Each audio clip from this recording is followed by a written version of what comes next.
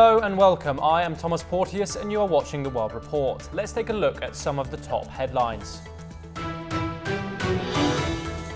US President Donald Trump says he could meet with Russian President Vladimir Putin very soon as Saudi-hosted peace talks approach. European leaders scramble to respond, preparing for an emergency summit in Paris after the US say they will not have a seat at the table. An Israeli airstrike in Gaza kills 3 police officers, with Hamas accusing Israel of violating the ceasefire. This comes as Israel receives a shipment of US heavy bombs approved by US President Donald Trump. Lebanese official media reports 3 Israeli airstrikes in the east of the country, escalating cross-border hostilities. Meanwhile, Hezbollah's chief calls for broader participation in the funeral of slain leader Nasrallah, increasing concerns over further unrest. In the Democratic Republic of Congo, M23 rebels seized the strategic city of Bukavu as provincial authorities confirm the withdrawal of Congolese troops. The rapid offensive fuels fears of a broader regional conflict.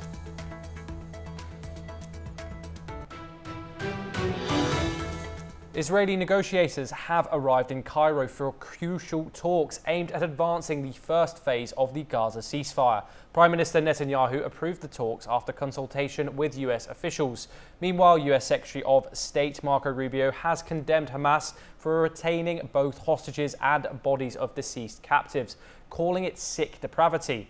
In response, Israeli Security Cabinet is set to meet to discuss the next phase of the truce, including long-term plans for Gaza. As the world watches closely, international pressure mounts for a sustainable ceasefire and a resolution to the conflict. For more on this discussion, we are joined by Ali M. Abushbak, independent Palestinian researcher located in Cairo. And we're also joined by Lev Aran, former coordinator of Israel-India Parliamentary Friendship League, located in Israel. Ali M. Abushbak, I wanted to come to you first on this question. In regard to Israeli officials going to Cairo for these ceasefire talks, is this about, do you think this is a genuine effort from Israel to secure long-term peace? Well, thank you for having me, but let me inform that the Palestinians remain in a state of suspense over the uncertain future of the fragile ceasefire. Since the Israeli has not yet fully adhered to its commitment under the deal between Hamas and Israel, Israel is still putting a restrict on the humanitarian aid to enter Gaza and putting the restrict to let the mobile home and heavy machine to enter Gaza. So the first phases of the deal between Hamas and Israel is not fully commitment and is still not fully adhered to from the Israeli side. What is happening that Israelis a negotiation team that went to Cairo, I guess to discuss the Cairo plans about the future of Gaza. Despite that, Israel still seems that's not serious about the ceasefire between Hamas and Gaza, while that the humanitarian condition in Gaza is still miserable.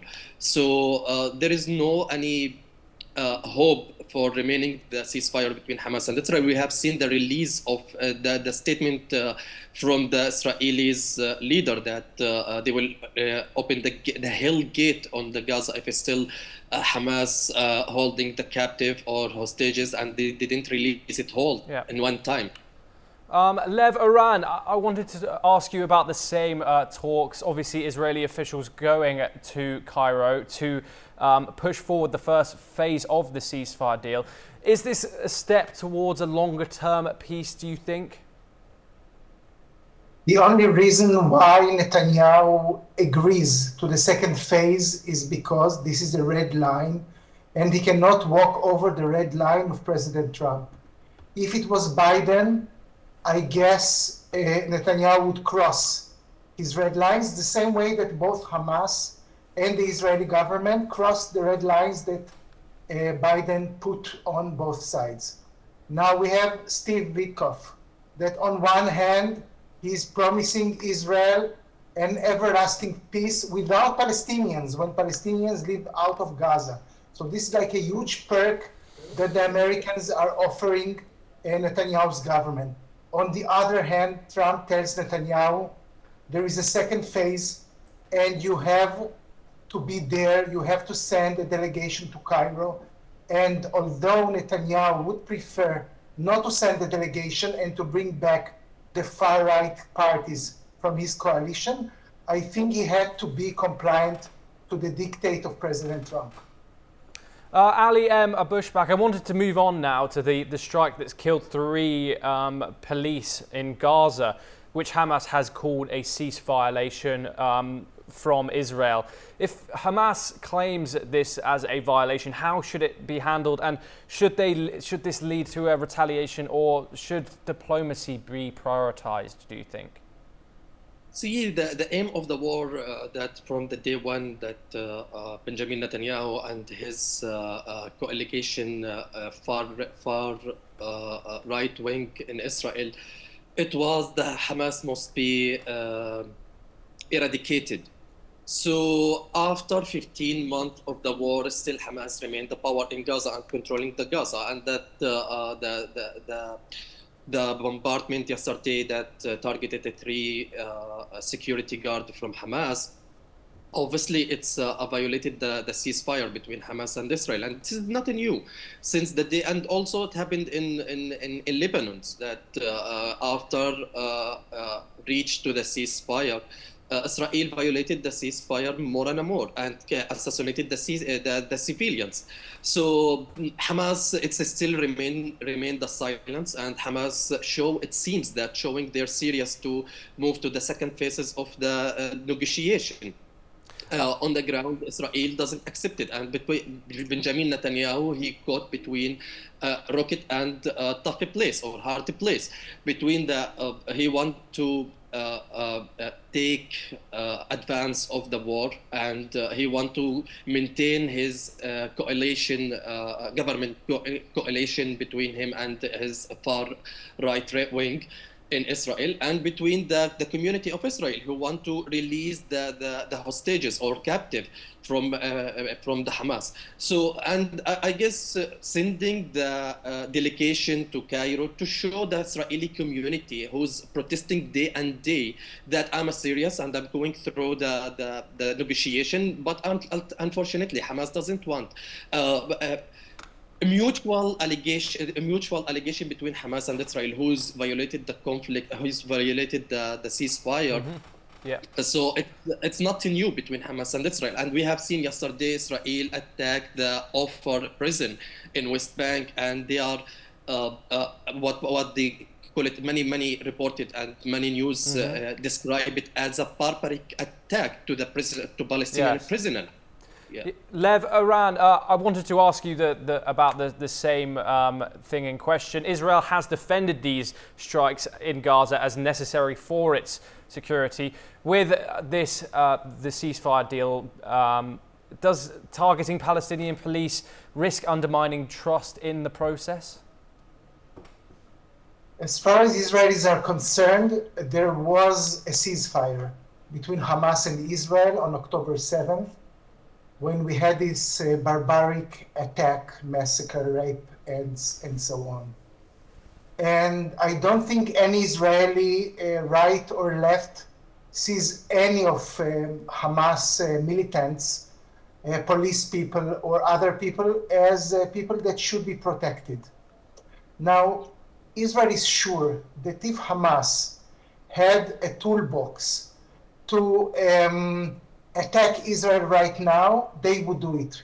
The only advantage that Hamas has, as far as Israel is concerned, is the hostages. This is the only thing that Israel cannot do without, without the Hamas agreeing to release them. So in all other areas, in all other spheres, Israel will treat Hamas people as militants, as terrorists, and if Israel feels that they wish to attack Israel, Israel will kill them, even even during a ceasefire. So I do not think that we'll see a grave circumstances to this, but we will have to see. Ali, I was wondering, do these bombs that have just landed in Israel now, does this kind of prove what do you think of these heavy bombs that have arrived in Israel, courtesy of Donald Trump releasing them after President Biden's block? See, I guess there is one Israeli opposition. He said that Israel fell in love with the war. So whatever that Israel, even they will release all the captive, Israel will go back to the war. Since that Benjamin Netanyahu, his dream to not the Palestinian take their the right for establishing their state as two-state solution, as a two-state solution, as the significant solution for the Palestinian and Israel conflict. So, and also who's coming, that Donald Trump, who's supporting Benjamin Netanyahu and his aggressive idea and the plan against Palestinian, like ethnic cleansing the Palestinian, which all the international community condemned it and doesn't agree it. So on the ground that Palestinians will remain their resistance and their resilience for their home, since the land it's equal to honor for Palestinian, and we have seen that the new term that will not let the second Nakba happen. So Benjamin Netanyahu, he full backed from Donald Trump, and I guess he easily manipulated Donald Trump to support him for his aid. So, in my opinion, despite the war will resume again, and what will happen, Palestinians will steadfast it, and they will resume their existence in the land. About Israel, yeah. Leveran, I wanted to ask you about the same shipment of these heavy bombs that have been let go by Donald Trump and have now arrived in Israel. How do people in Israel feel about you receiving these very, very powerful weapons? Bearing the IME corridor from Mumbai port to Haifa port, in all other aspects, Trump is doing the opposite of what Biden did.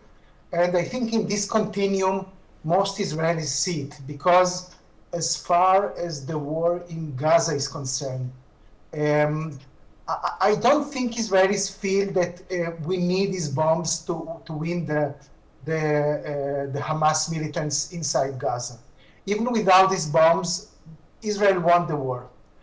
So the issue is that as far as Israelis are concerned, the most important thing is, can Israel do whatever it wants in Gaza without being punished by the international community or not?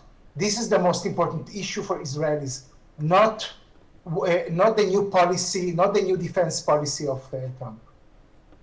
Ali Bushback, there has been amazing visuals of trucks flowing in from Egypt with huge amounts of humanitarian aid. Is this enough alone to help Gaza recover? And what other true reconstruction or political resolution is needed for Gazans to truly recover? Well, sorry.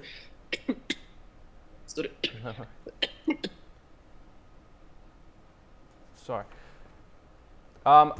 Lev Iran, I wanted to ask you, how does Israel feel about these trucks and trucks of humanitarian aid coming in from Egypt? Yes. So on one hand, I don't think most Israelis want the continuity of this war. I think most Israelis feel that this war, what we got, what we didn't get, we didn't get. But on the other hand, I don't think that most Israelis think that the Gazans are that hungry. because we saw the pictures of the hostages. Yes, they were like starved. It was like a Holocaust pictures, and around them you saw like hundreds of Hamas militants who looked quite good. So I think that for most Israelis, maybe Israelis are right, maybe they are wrong, but as far as Israelis are concerned, the hunger in Gaza is popped up and played up, and the Gazans are not that hungry, and a lot of the food is stolen by Hamas. They are taking commission for this food, and this is like the big issue. Thank you very much, Lev Aran and Ali M. Abushbak, for joining us in that discussion. We will now move to some more news updates from the Indo-Pacific. Singapore's opposition leader, Pritam Singh, has been found guilty of lying under oath to a parliamentary committee over his handling of former lawmaker Rahesh Khan, who had falsely testified in Parliament. Singh was accused of guiding Khan to maintain her lie, with prosecutors seeking a fine of up to $14,000 for his two charges. This comes after Khan's resignation and her $35,000 fine for lying. The case has gained national attention ahead of Singapore's upcoming general election. The Russian Navy's Admiral Nevelskoy landing ship conducted artillery drills in the Sea of Japan, testing its air defense and weaponry. The crew fired at simulated air targets and small maneuverable targets, including mock unmanned boats. These exercises were part of the planned combat training for the Russian Pacific Fleet, according to the Interfax. Taiwan's defense ministry rejected China's claim over the Taiwan Strait, following Beijing's criticism of Canada sailing a warship through the waterway. While China views the strait as its own, Taiwan sees and its allies see it as international waters. Taiwan highlights global security risks posed by China's actions, including military drills and patrols. Taiwan's foreign ministry praised Canada's support for the strait's freedom and peace.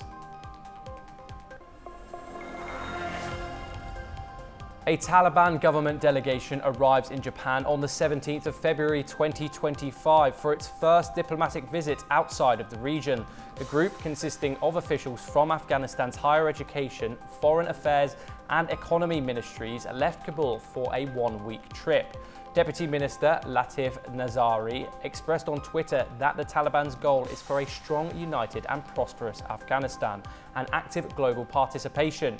Japan's embassy in Kabul temporarily relocated to Qatar after the 2021 Taliban takeover. This has since resumed diplomatic and humanitarian activities in Afghanistan. China has ramped up efforts to dismantle international scam gangs along the Thai-Myanmar border, with Assistant Minister Lui Xiong-ji visiting the area to support the crackdown. Over 700 people from 8 countries, including China, have been rescued so far. Thailand and Myanmar are working together on the operation, with the Myanmar Border Guard Force involved. The gangs, which have caused major economic damage, are now using solar power and satellite internet after Thailand cut off utilities in the region.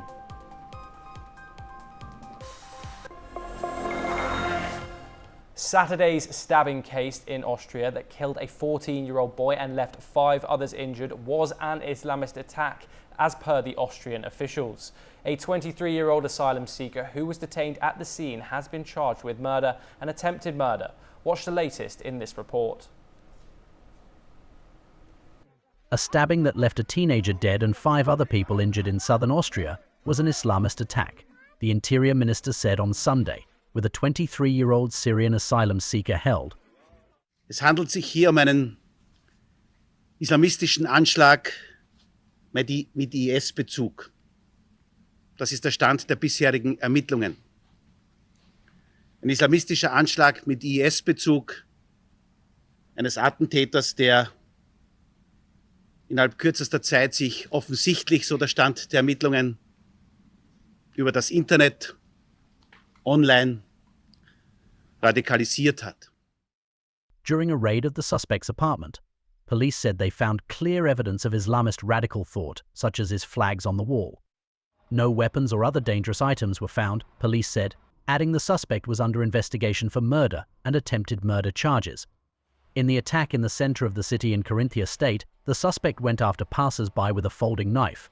The suspect is an asylum seeker with a valid residence permit and no criminal record, as per the police. The village attack came just 2 days after a suspected Afghan asylum seeker rammed a car into people in the city of Munich in neighboring Germany, killing a 2-year-old girl and her mother and wounding dozens others. German police said the 24-year-old Afghan may have had Islamist extremist motives for the attack. Following the attack, at the scene of the crime on a shopping street, residents were seen placing candles, while some hugged mourning the lives lost. Austria hosts a large Syrian refugee population of almost 100,000. Austria's Interior Ministry has now said it's preparing an orderly repatriation and deportation program to Syria. Bureau Report, NewsX. And that is all we have time for. We will continue to bring you more news updates from across the world.